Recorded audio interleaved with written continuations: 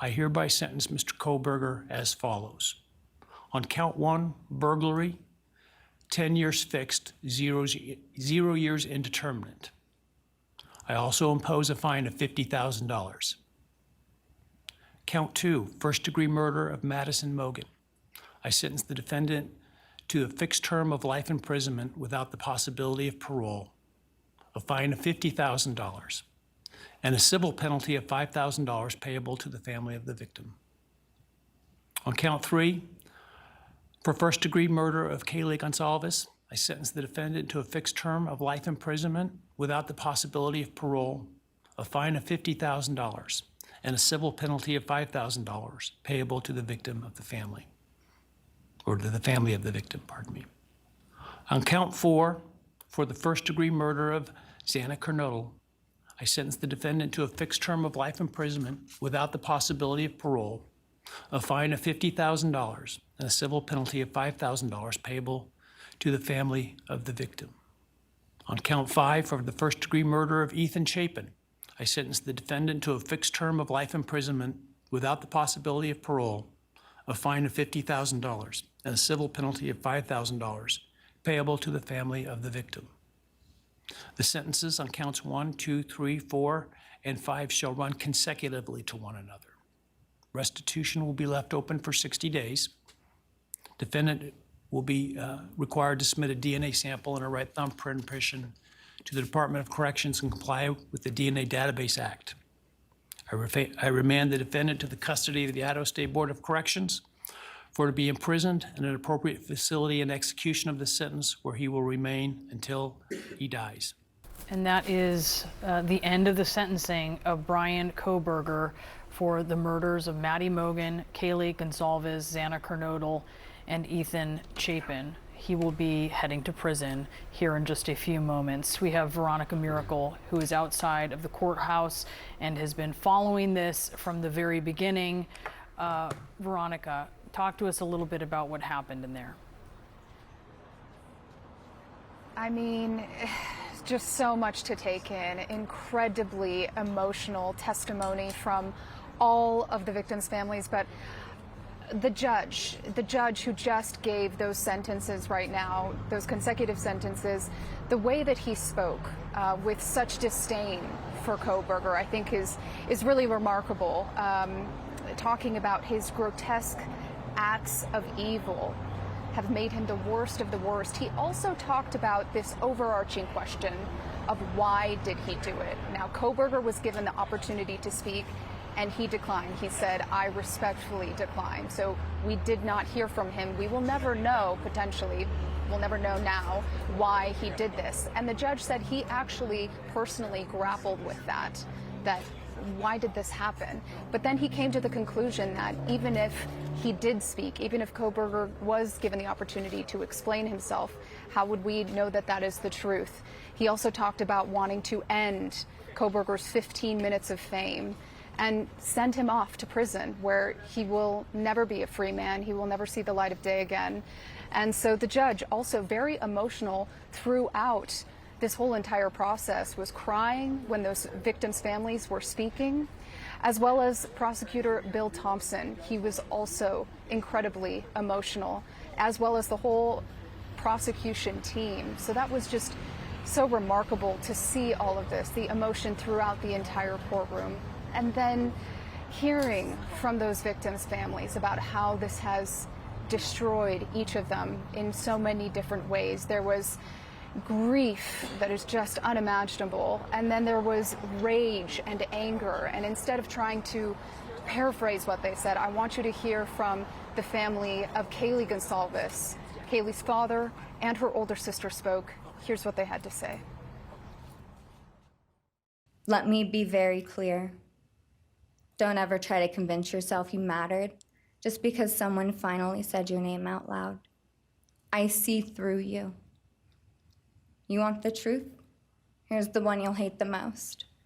If you hadn't attacked them in their sleep, in the middle of the night, like a pedophile, Kaylee would have kicked your.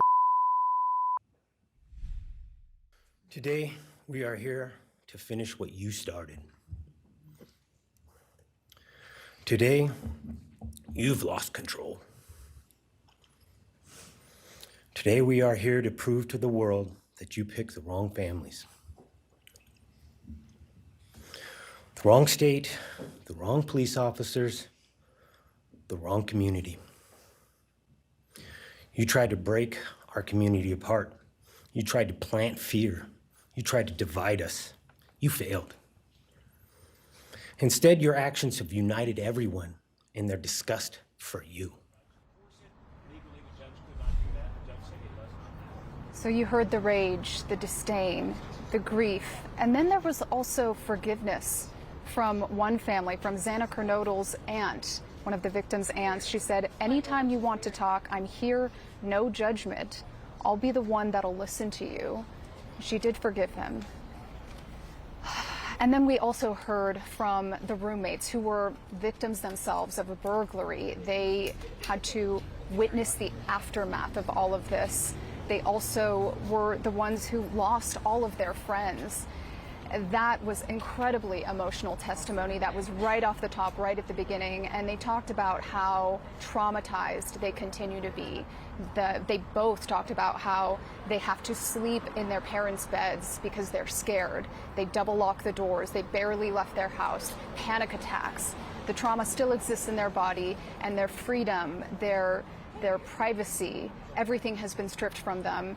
Their hopes and dreams. They were once young college students, and now they have been forever scarred by this. So the testimony that we've heard today really brings a very, very tragic close to this 2.5-year saga. But now it is officially done. Back to you. Yes, Joe, I want to ask you, from the courtroom, you've been in a lot of courtrooms in your life.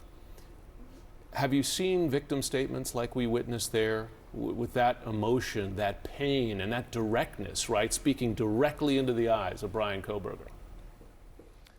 Yeah, Jim and Brianna, I mean, the reality of a sentencing day and certainly allowing the victims to give their recitation of who their family members went, it really is not only emotional, it's compelling.